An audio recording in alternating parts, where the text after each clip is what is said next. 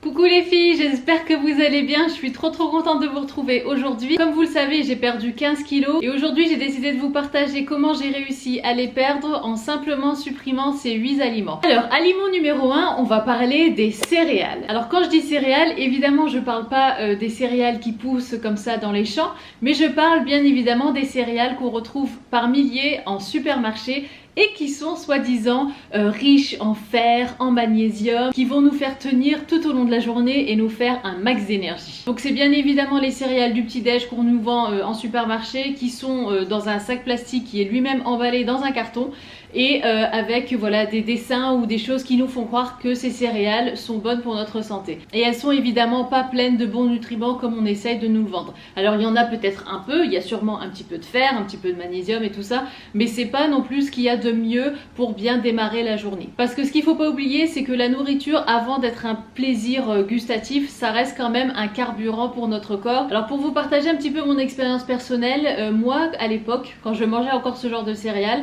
eh ben j'étais jamais rassasiée. Déjà c'était ce que je remarquais à chaque fois, c'est que j'avais l'impression que je pouvais manger le paquet entier en une seule matinée à moi toute seule. Et ce qui est marrant en fait, c'est que quand on regarde sur le paquet de ces céréales, tout ce qui est valeur nutritionnelle et tout ça, c'est que pour 30 grammes de céréales.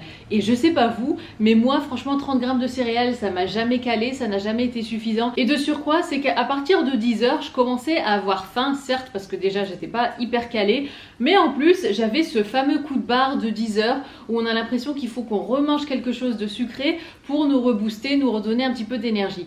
Et c'est qu'après quelques années que je me suis rendu compte qu'en fait ce fameux coup de barre, eh ben, c'était tout simplement les conséquences du fait d'avoir mangé une bombe de sucre juste avant, qui m'avait donné un semblant de boost ou de peps ou de relan d'énergie, mais qu'après évidemment une fois que le pic de glycémie était atteint, et ben évidemment il y avait une rechute et que c'était là qu'arrivait le fameux coup de barre. Alors vous allez me demander peut-être, oui mais par quoi est-ce que je remplace ces céréales, qu'est-ce que je peux manger au petit-déj? Alors moi personnellement j'ai remplacé ces céréales là par différentes choses. Par exemple j'ai commencé à faire mes propres céréales à la maison, donc que j'appelle mon granola maison. J'ai déjà partagé la recette sur ma chaîne, je vous mettrai en barre d'infos le lien vers la vidéo. Et franchement, il n'y a rien de plus simple. Et ce qui est génial, c'est qu'en plus, vous personnalisez vos céréales, vous les faites vraiment à votre goût. Et surtout, vous savez ce qu'il y a dedans. C'est très bon pour la santé et ça me cale dès le matin. Et ça me donne des bons gras qu'on va trouver dans les noix et de la bonne énergie qui va faire vraiment pour le coup me tenir jusqu'au repas de midi. Alors mon autre option pour le petit déjeuner, ça va être le porridge.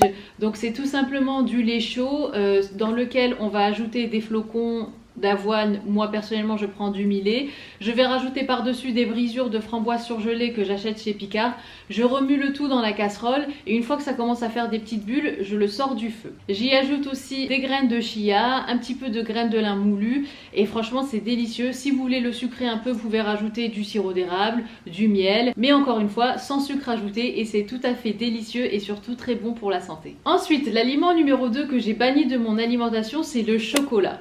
Alors là vous allez vous dire non mais t'es folle, je peux pas vivre sans chocolat, je suis addict et tout. Alors quand je parle de chocolat, je parle surtout, vous savez, des barres chocolatées, des friandises au chocolat, des biscuits au chocolat, des barres au caramel et au chocolat avec la cacahuète, enfin voilà, vous voyez de quoi je parle. Et c'est vrai que comme vous, voilà, moi aussi j'ai des envies de chocolat après avoir mangé, ou bien en goûter, ou bien le soir devant la télé. Mais ce qu'il faut savoir, c'est que le chocolat qu'on nous vend en général, c'est du chocolat qui va vraiment être riche en sucre, bourré de sucre et avec finalement très peu de cacao. Et finalement je suis sûre que je vous apprends rien, mais le meilleur des chocolats reste quand même le chocolat noir. C'est surtout lui qui va être riche en antioxydants et en bons nutriments qui vont vraiment faire du bien à notre santé et puis aussi à nos papilles. Alors certes le chocolat noir, voilà, c'est pas ce qu'il y a de plus sexy hein, comparé au chocolat au lait et au chocolat blanc. Il y a vraiment des snacks que j'appelle des snacks healthy qu'on peut faire soi-même à la maison, qui vont en même temps assouvir cette envie qu'on a de chocolat et en même temps nous faire du bien à nous, à nos papilles encore une fois et aussi à notre santé. Et celles qui me suivent depuis un moment savent déjà que j'ai une recette de snack healthy ou plutôt sneakers healthy que je fais moi-même à la maison qui est absolument délicieuse et qui va vous permettre quand même de manger quelque chose de sucré, quelque chose au chocolat. Et bien évidemment je vous mettrai donc le lien et la recette en barre d'infos, mais je voulais simplement vous dire que c'est possible de se régaler et de pas culpabiliser et vraiment de manger quelque chose de chocolaté qui va pas nuire à votre santé et qui surtout va pouvoir quand même vous permettre de perdre du poids et de vous rassasier. Une autre recette aussi que je fais pas mal, c'est les energy balls, c'est des espèces de boules en fait où dedans vous pouvez mettre un petit peu ce que vous voulez. Évidemment, il faut mettre des choses saines. Vous pouvez par exemple mettre du cacao avec des noix, des fruits secs ou des cacahuètes qui vont être broyées, en fait vraiment réduits à l'état de pâte. Et après, vous pouvez saupoudrer le tout d'un petit peu de noix de coco râpée. Et franchement, encore une fois, c'est délicieux et ça vous cale. Et d'ailleurs, en parlant de caler, je voulais simplement vous dire que c'était important aussi dans ces recettes-là de mettre en fait une source de gras, mais bien évidemment du bon gras. Donc on va retrouver du bon gras dans par exemple les fruits secs, mais aussi dans l'huile de coco. Donc moi, ce que j'aime bien faire, c'est rajouter toujours un petit peu d'huile de coco dans ce genre de recette. Ça va évidemment servir de liant, mais à la fois ça va aussi vous caler. Et il faut savoir que c'est jamais le sucre qui va vous caler, mais c'est toujours le gras qui va vous caler, évidemment le bon gras. Et tant qu'on est sur le sujet du gras, je voulais simplement vous dire que le bon gras, comme par exemple, décidément j'avais autant dit gras dans une phrase, mais le bon gras comme par exemple l'huile d'olive, l'huile de coco, le gras qu'on va trouver dans l'avocat, dans tout ce qui est oléagineux et tout ça, c'est vraiment du bon gras, ça va vous donner de l'énergie et surtout vous n'allez pas le stocker, c'est pas à cause de ça que vous allez grossir. Ce qui va vraiment faire grossir, c'est le sucre qu'on ingère et qui va se transformer après en graisse dans notre corps parce que le corps ne sait pas quoi en faire de tout ce sucre. Et donc il va tout simplement le transformer en graisse. Le troisième aliment que j'ai vraiment banni de mon alimentation, ou plutôt type d'aliment, c'est les livraisons à domicile. Alors je sais les filles, je vous comprends, mais alors à 1000%, parce que moi aussi quand je rentrais du boulot et que j'avais pas d'inspiration et que j'ouvrais le frigo, que j'étais crevée de ma journée et qu'en plus il fallait que je trouve des idées et savoir quoi faire à manger, c'était vraiment très compliqué et c'était tellement plus simple d'aller sur son ordinateur ou de prendre son téléphone et de simplement commander une pizza, un burger qui va arriver chez vous en 30 minutes et vous n'avez plus qu'à vous allonger ou à vous asseoir sur le canapé et attendre qu'on vous livre. Mais finalement je pense que vous allez être d'accord avec moi si je vous dis qu'après avoir mangé ça, en général on se sent pas bien, on se sent lourd, parfois on a du mal à digérer, on va avoir des brûlures d'estomac et on va quand même se dire après coup mais pourquoi est-ce que j'ai mangé ça, et puis on va aller se coucher sur un estomac qui va être plein comme ça, on va être mal toute la nuit et le lendemain on va se réveiller et on va être encore mal. Et en plus sans oublier que voilà, c'est des choses qui sont pleines de mauvaise graisse, il va y avoir des exhausteurs de goût, il va y avoir du sucre camouflé encore qu'on ajoute pour essayer de donner un goût encore meilleur. Et ça évidemment c'est toutes les choses à éviter pour perdre du poids certes, mais surtout pour votre santé. Et d'ailleurs, vu qu'on parlait de gras tout à l'heure, je voulais simplement dire que moi je préfère dire perdre du gras plutôt que de dire perdre du poids. Celles qui me suivent depuis un moment le savent, mais voilà, pour moi perdre du poids ça veut absolument rien dire, étant donné qu'on peut très bien perdre de l'eau ou du muscle et quand on est sur la balance on voit pas la différence. Par contre perdre du gras, c'est vraiment ça qui est intéressant et c'est ce qu'on veut vraiment viser. Alors moi ce que je vous propose, c'est des alternatives qui vont vous permettre déjà de vous sentir mieux, de perdre du poids ou du gras et aussi de mettre un petit peu d'argent de côté, parce qu'évidemment l'argent que vous n'aurez pas dépensé dans les livraisons, vous pourrez le garder soit pour vous faire un bon resto en famille, en amoureux, ou bien pour un petit week-end, ce genre de choses. Alors moi mon alternative ça a été vraiment de préparer mes menus à l'avance. Je suis pas une grande fan de tout ce qui est vous savez meal prep, donc par exemple passer son dimanche à cuisiner 7 ou 8 plats qu'on va garder dans le frigo, qu'on va manger tout au long de la semaine, tout simplement parce que moi j'aime bien manger des nourritures qui viennent d'être cuites, des plats qui viennent d'être faits, parce que j'ai l'impression que le goût est beaucoup plus frais et j'ai l'impression des fois que quand on laisse la nourriture trop longtemps dans le frigo, la texture va changer, il va avoir un petit goût de frigo et tout ça. Je préfère faire mes plats au fur et à mesure de la semaine. Ceci dit, préparer les menus à l'avance, pour moi ça a été vraiment une révolution parce que déjà ça m'a permis en fait de pouvoir faire à manger directement quand je rentre du travail. Donc j'avais plus ce moment où je regardais le frigo, je regardais les placards et je me disais mais qu'est-ce que je vais faire à manger, et finalement tout ce que je faisais c'était mettre des pâtes à bouillir dans une casserole avec du gruyère. Et en plus ça me permet vraiment de pouvoir faire ma liste de courses. Donc c'est-à-dire que je vais m'asseoir avec mes livres de cuisine, ou bien je vais regarder un petit peu sur internet ce qui se fait, je vais feuilleter mes bouquins de cuisine et je vais tout simplement faire une liste des plats que j'ai envie de manger durant la semaine, et en regardant la liste des ingrédients qu'il faut pour les plats, je vais faire ma liste de courses et comme ça je saurai qu'il me manque aucun ingrédient pour pouvoir faire à manger durant la semaine. Alors l'aliment numéro 4, ou plutôt le groupe d'aliments numéro 4 que j'ai banni de mon alimentation, ça a été la viande et le poulet. Alors avant de développer sur le sujet, je voulais simplement dire que personnellement, j'ai rien contre la viande, contre le poulet. Je suis pas végane, je ne suis pas végétarienne non plus. Ceci dit, malheureusement, on vit dans une époque où les animaux sont nourris un petit peu n'importe comment, où l'homme est en fait intervenu dans cette chose qui est censée être naturelle, où les animaux sont censés se nourrir de ce qu'ils aiment, de ce qu'il y a autour d'eux. L'homme a voulu mettre en place tout ce qui est productivité, les hormones, etc., etc. Et du coup, on donne tout et n'importe quoi à manger aux animaux. Et c'est pour ça que moi, personnellement, j'ai choisi de vraiment limiter ma ma consommation de viande et de volaille, tout simplement parce que je me dis que ce que mangent les animaux, ça va forcément passer dans la viande et du coup ça va aussi passer dans mon organisme. Alors la deuxième raison pour laquelle j'ai arrêté de consommer de la viande, c'est tout simplement pour la richesse de la viande. Alors quand je dis richesse, je parle vraiment en apport calorique, c'est-à-dire que la viande, surtout la viande rouge, ça reste quand même très gras. Et on a la chance aujourd'hui d'avoir des retours voilà, sur des études scientifiques et tout ça qui montrent que manger de la viande trop souvent, c'est pas bon non plus pour notre santé, pour tout ce qui est maladie cardiovasculaire et tout ça. Je dirais que maintenant, j'en mange à peu près une fois tous les 3 mois et je continue de manger des œufs plusieurs fois par semaine. Et aujourd'hui, donc, comment je fais pour remplacer la viande? Et ben, je dirais que ma première alternative, c'est vraiment les légumineuses. Donc, ça va être des haricots rouges, des lentilles, des pois chiches, les fèves et tout ça, c'est vraiment aussi riche en protéines. Alors certes, ce sont des protéines végétales et non pas des protéines animales. Mais moi, personnellement, j'adore ça. Je trouve que ça m'apporte ce qu'il me faut en fer et en protéines. Et d'ailleurs, ce qui est marrant, c'est que quand je consommais de la viande quasi quotidiennement, j'étais souvent anémiée. Et paradoxalement, depuis que j'ai arrêté de consommer de la viande et que je mange beaucoup plus de légumineuses, je souffre plus d'anémie comme avant. Alors ça veut pas dire que les légumineuses, c'est la solution pour l'anémie, c'est pas ça. Mais je veux simplement dire que, étant plus jeune, j'entendais beaucoup qu'il fallait que je mange plus de viande rouge pour ma carence en fer et finalement je me rends compte aujourd'hui que c'est pas forcément le cas. Et aussi je voulais souligner que quand je mange de la viande, j'essaye au maximum de me renseigner sur l'origine de la viande, d'où est-ce qu'elle vient, comment les bêtes ont été traitées, comment elles ont été nourries. Et je vous avoue que personnellement c'est pas toujours évident pour moi d'avoir ce genre de réponse quand je vais chez le boucher. Ensuite, groupe d'aliments numéro 5, c'est les produits laitiers. Alors encore une fois, c'est un petit peu pour les mêmes raisons que pour la viande. J'ai rien contre les produits laitiers, je suis pas spécialement contre le lait ou contre les yaourts et les fromages et tout ça. Mais encore une fois, on sait pas trop comment les animaux sont nourris, on sait pas comment ils sont traités, on sait pas quel genre de médicaments on leur a injecté et tout ça. Donc pour moi, encore une fois, pour ma santé, je préfère limiter au maximum la consommation de produits laitiers, donc tout ce qui est yaourt, lait, fromage, etc. Et aussi, bien évidemment, un petit peu comme la viande, il faut pas oublier que les produits laitiers en général, ça reste des produits qui sont très riches. Moi, je me souviens avoir beaucoup plus de cellulite à l'époque où je mangeais des produits laitiers quotidiennement. Donc par exemple, c'était le beurre sur la tartine, c'était le gruyère sur mes pâtes et c'était le petit yaourt en dessert. Et depuis que j'ai arrêté ça, honnêtement, bon, j'ai encore de la cellulite pour des raisons qui sont aussi hormonales et voilà, parce que j'ai un corps de femme. Mais c'est vrai que depuis que j'ai arrêté la consommation de produits laitiers, j'ai beaucoup moins de cellulite et j'ai vu vraiment ma cellulite diminuer. Alors par quoi est-ce que j'ai remplacé ces produits laitiers? Bah, tout simplement par leur équivalent mais en version végétale, on va dire. Donc par exemple le lait de vache, je l'ai remplacé par du lait végétal. Donc moi personnellement j'aime beaucoup le lait de riz, tout simplement parce que c'est un lait qui est assez neutre en goût et donc qui va pouvoir se marier avec plusieurs choses.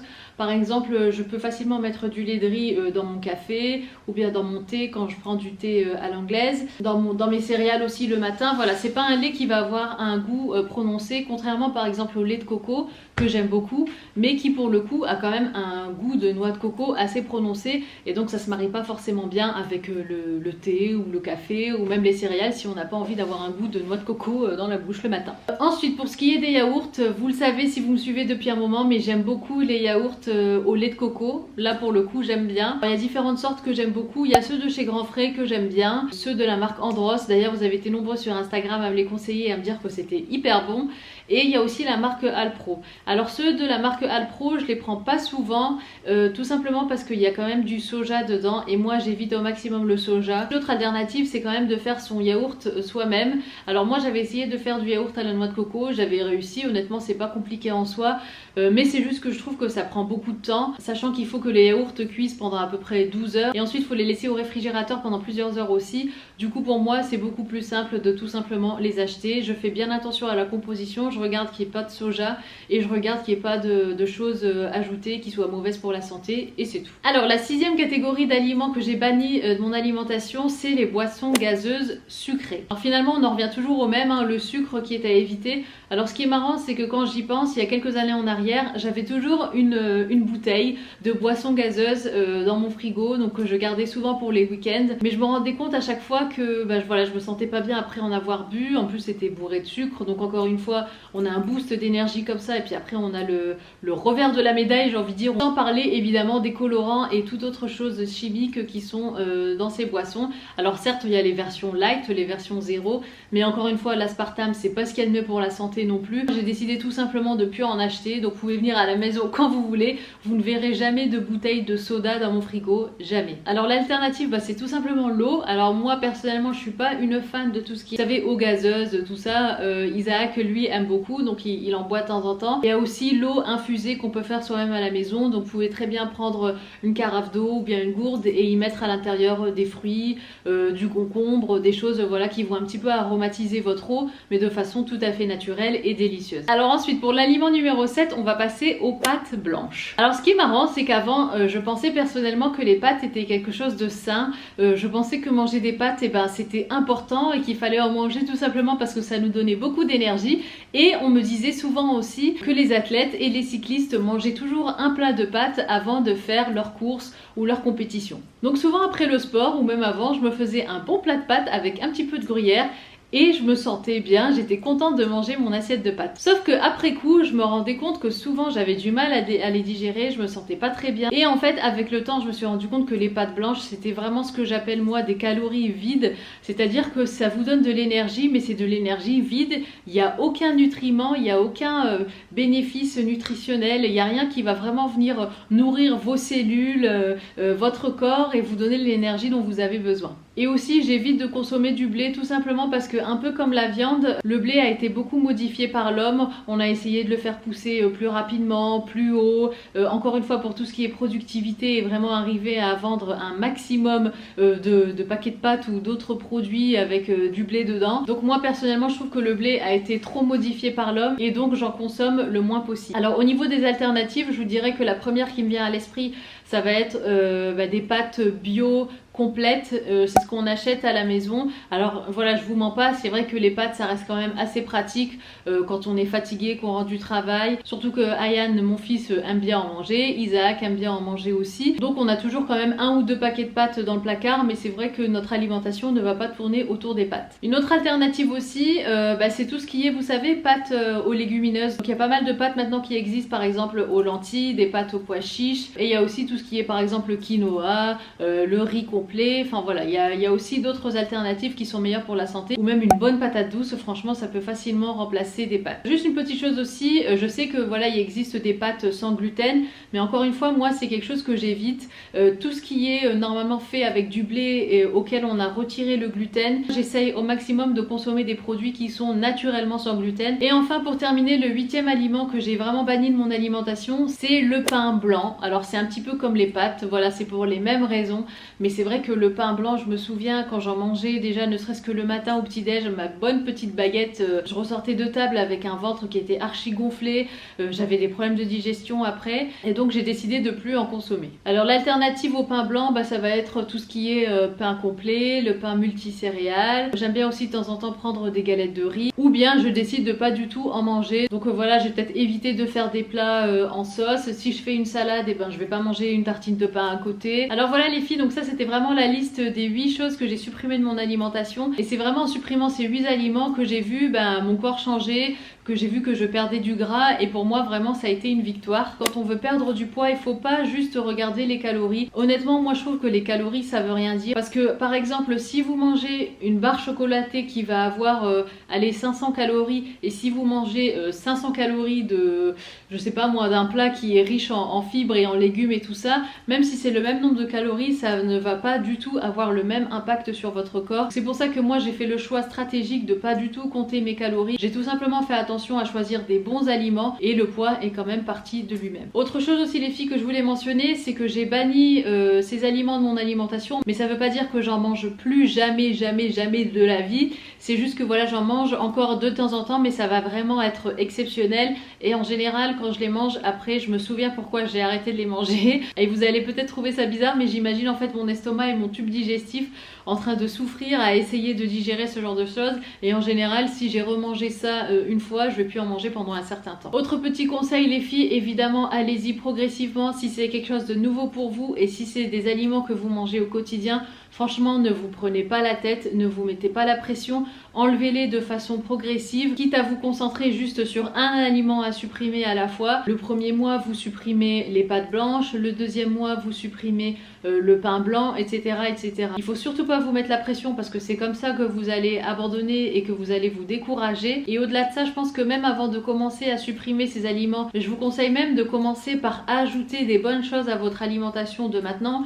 Et une fois que vous avez ajouté toutes ces bonnes choses, tous ces bons légumes, toutes ces bonnes légumineuses et que vos papilles se sont vraiment habitués à ce goût-là, et ben là, commencez en fait à supprimer tout doucement les choses superflues. Et dernier petit point les filles, après promis je vous laisse tranquille, évidemment faites attention aussi à vos carences. Si vous pensez que supprimer tel ou tel aliment de votre alimentation, ça va causer des carences pour vous, si vous avez des problèmes de santé ou autre, évidemment parlez-en à votre médecin avant. Et bien évidemment les filles, je suis pas médecin, je suis pas nutritionniste, je suis pas diététicienne, c'est simplement ce qui a marché pour moi et comme je sais que vous êtes nombreuses à me demander comment j'ai fait pour perdre ces 15 kilos, j'ai pensé que ça serait vraiment intéressant de partager tout simplement ce qui a marché pour moi. Et voilà les filles, la vidéo touche à sa fin, j'espère qu'elle vous aura plu, je vous mets tout ce qu'il faut en barre d'infos. Moi je vous embrasse très fort, n'hésitez pas à me poser des questions si vous en avez en commentaire et je vous dis à très bientôt. Mouah.